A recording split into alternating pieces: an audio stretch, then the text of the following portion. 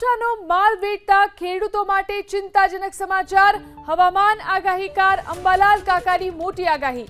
અરબી સમુદ્રનું ડિપ્રેશન ગુજરાત તરફ આવતા વરસાદનું જોર વધશે। ગુજરાત તરફ ડિપ્રેશન આવતા ફરી આકાશમાંથી આફત વરસશે। કાલથી 2 દિવસ સૌરાષ્ટ્ર ઉત્તર ગુજરાત માટે ભારે છે। દક્ષિણ ગુજરાતમાં ભારેથી અતિ ભારે વરસાદનું અંબાલાલ પટેલે અનુમાન વ્યક્ત કર્યું છે।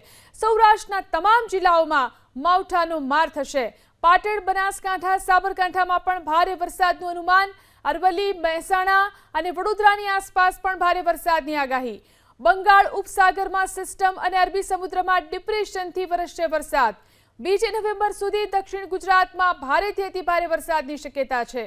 તો સુરત, ભરૂચ સહિતના જિલ્લાના કેટલાક ભાગોમાં પૂરની સ્થિતિ નિર્માણ પામી શકે છે। 5 દિવસના વિરામ બાદ 7મી નવેમ્બરથી ફરીથી માવઠું કહેર મચાવશે। 22 ડિસેમ્બર બાદ હાડ થીજવતી ઠંડી પડવાની પણ આગાહી કરવામાં આવી છે।